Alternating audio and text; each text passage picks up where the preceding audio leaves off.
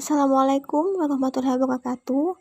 Di sini saya akan menjelaskan langkah-langkah regresi linear sederhana menggunakan aplikasi SPSS yang sering digunakan dalam statistik. Nah, di sini ada sebuah contoh soal, yaitu sebuah perusahaan yang memproduksi laptop, kemudian dicatat pengeluaran iklan dan profit selama tahun 2015. Nah, yang pertama kita lakukan adalah menentukan yang mana peubah X dan peubah Y. Pada data, sudah kita dapatkan bahwa iklan sebagai peubah X dan profit sebagai peubah Y. Lalu untuk menjawab soal-soal tersebut, bisa menggunakan SPSS sebagai berikut. Nah, untuk soal yang pertama, persamaan model regresi dan maknanya.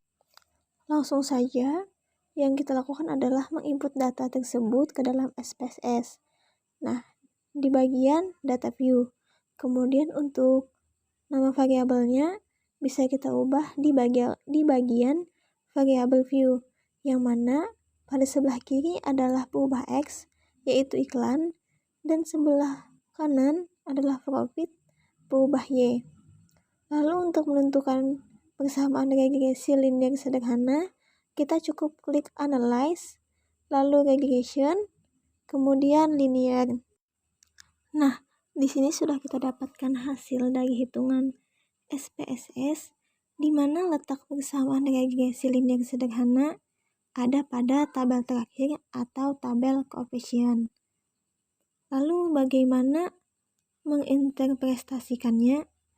Nah, yang pertama bisa kita copy dulu. Jadi ini hasilnya ada nilai konstan dan nilai instan, yaitu ada nilai B1 dan B0. Nah, jadi akan kita masukkan ke dalam persamaan regresi linear sederhana, yaitu Y duga sama dengan 381,95 sebagai B0, lalu ditambah dengan B1. B1 yang mana? Yaitu 5,389. Maka kita bulatkan menjadi 5,39 XI. Nah, itu adalah persamaan regresi linear sederhana. Lalu, apa maknanya? Nah, maknanya adalah pada saat biaya iklan 0 miliar, maka profit yang diperoleh adalah 381,95 miliar. Yang kedua, bila biaya iklan bertambah, maka profit akan bertambah sebesar 5,39 miliar. Sebaliknya, bila biaya iklan berkurang 1 miliar, maka profit akan berkurang sebesar 5,39 miliar. Lalu pada soal yang kedua adalah, apakah iklan berpengaruh pada profit perusahaan? Nah, kita bisa lihat tabel yang tadi lagi, tapi pada bagian sebelah kanan, yang saya berikan tanda warna kuning. Lalu kita bisa melihat dari kedua sisi. Sisi pertama kita bisa lihat dari rumus terhitung, dan sisi kedua dari signifikan.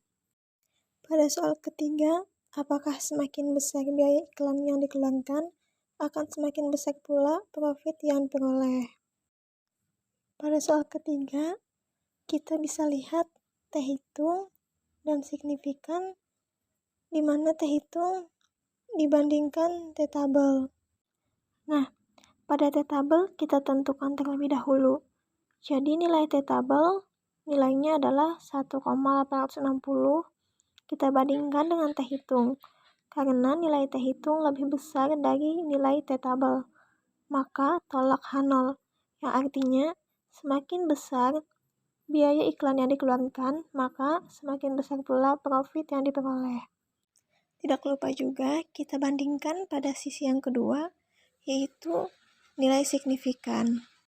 Pada soal yang terakhir atau yang keempat, yaitu menentukan berapa nilai koefisien determinasi. Nah, bisa kita lihat pada tabel model summary. Jadi kita lihat di situ nilainya pada bagian R-square-nya berapa.